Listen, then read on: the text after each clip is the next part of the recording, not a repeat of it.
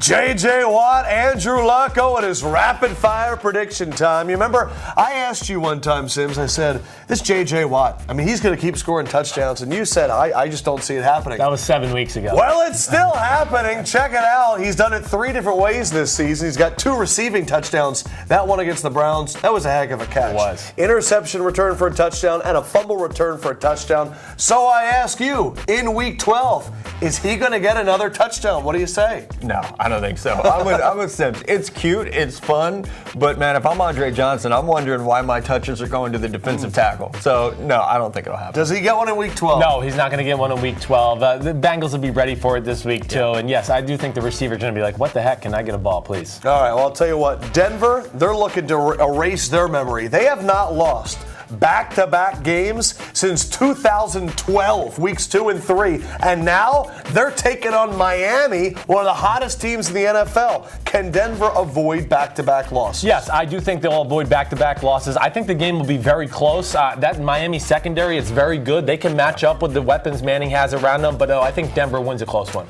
Yeah, that game's in Denver. I think that's the difference. Miami going from South Florida to Denver in November, that's the difference for me. Hey, did you guys hear that Eli Manning threw 5 picks against San Francisco? I saw that. Yeah. I think it's in the news right now. Well, now they're taking on another NFC East quarterback by the name of RG3. You take a look at his stats this season. He's got some tumultuous relationships with his wide receivers. It's all over the place. Is he going to get benched against the 49ers? I'm going to say yes. I think not just because of RG3, who has been kind of a lightning rod, like you said, but they're hurting up front, and the 49ers now have Aldon Smith and Aaron Lynch coming off the edge. That's just a recipe for disaster for RG3. So whether it's by injury or poor play, I think we see our boy Colt McCoy. I disagree. I mean, I like Colt, and I'd love to see him come in and play. But no, our RG3, to me, they got to play him. They got to figure out, they got to make him a better player. They got to figure out what they got in him. He's been injured. He's from a spread offense. We've not seen the development I think we thought of a young quarterback. Right. Plus, they gave up so much for this guy. They got to make it work. They're not benching him. There's no way. They're backed into a corner. All right, so that would be a San Francisco win. And that NFC West, it is competitive. Take a look at it. Seattle, Arizona, the big game of the week. Seattle needing a win here to stay in that division championship race because the Cardinals, they're running away. Will Seattle beat Arizona and keep their division hopes alive? Yeah, I believe they will win.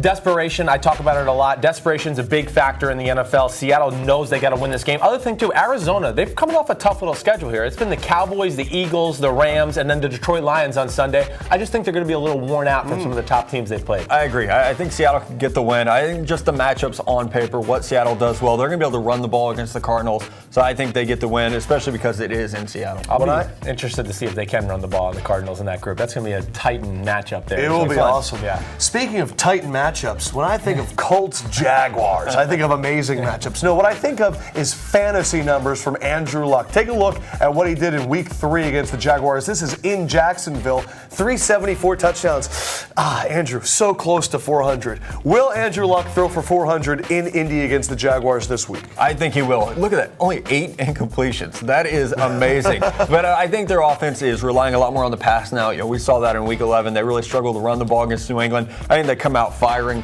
They're going to want to make a statement. I think he gets over 400. 400? I'm going to say no. I mean, 400, I know it's the new 300 in this day and age in the NFL passing, but no, I think he's going to have very similar stats to what we just saw right there. High 300s, 3 or 4 touchdowns. They're going to win the game, and he'll play well. All right, if 400 is the new 300, that means 5 interceptions is the new 20 interceptions for Eli Manning. Eli Manning, 5 picks. We already talked about it. Taking on Dallas, the unbelievable performance on Sunday. Will Eli throw 3 picks against the Cowboys? I'm saying no. Eli, hey, he's a professional. He's not going to like the way he played on Sunday versus the 49ers. There's going to be extra emphasis in that building about protecting the ball, especially against the Cowboys, who limit your chances on offense because they run the ball so well. Eli will play good this week. I agree. And you know I would love to take every opportunity to praise the 49ers. But Eli on Sunday, a lot of those were just lucky balls that the 49ers got their hands on. So I don't think that he's going to see some of those crazy bounces against Dallas. I think he'll bounce back like Chris said. All right, rapid fire predictions. You agree with them? Disagree? Let us know. Comment section below.